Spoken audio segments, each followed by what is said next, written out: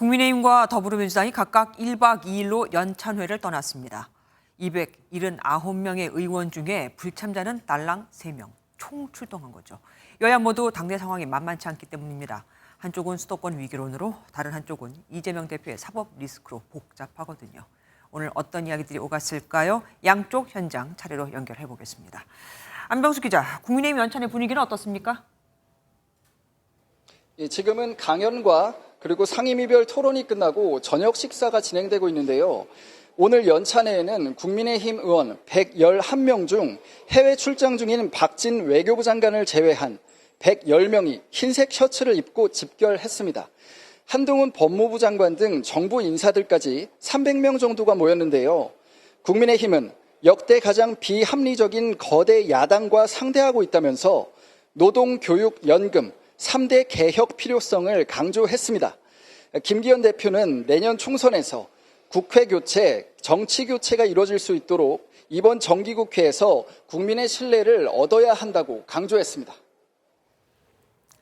내년 총선 수도권에서 초라한 성적표가 나올 거라는 위기론이 화두였잖아요. 관련해서 어떤 논의가 이루어졌습니까? 김기현 국민의힘 대표는 수도권 위기론을 건강한 논쟁이라면서 당 분위기 단속에 나섰습니다. 수도권 선거를 두고 어렵다, 아니다 하면서 여러 가지 논의들이 진행되고 있는데 저는 다양한 여러 가지 의견들을 매우 건강한 논쟁이라고 생각합니다. 위기론의 실체는 인정한 셈인데 인재 영입을 위해 십고초려라도 하겠다고 말했습니다.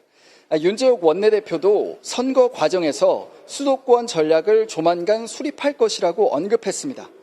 수도권 중진들은 쓴소리를 냈습니다. 원래 수도권이 여당이건 야당이건 다 같이 힘든 지역이긴 하지만 특히 지금은 여당의 인재가 부족하다. 윤상현 의원도 수도권 정서에 맞는 사람들과 정책을 만들기 위한 노력을 해야 한다고 지적했습니다. 이렇게 다양한 의견이 나오고 있는데요. 조금 전에는 지난해에 이어 연찬회에 윤석열 대통령이 직접 참석을 했습니다. 당 안팎의 현안에 대해서 어떤 발언이 나올지 관심입니다. 지금까지 인천국제공항공사 인재개발원에서 MBN 뉴스 안병수입니다. 안녕하세요. 김주하입니다. 공정하고 신속한 MBN 뉴스, 유튜브를 통해서도 만나보실 수 있습니다.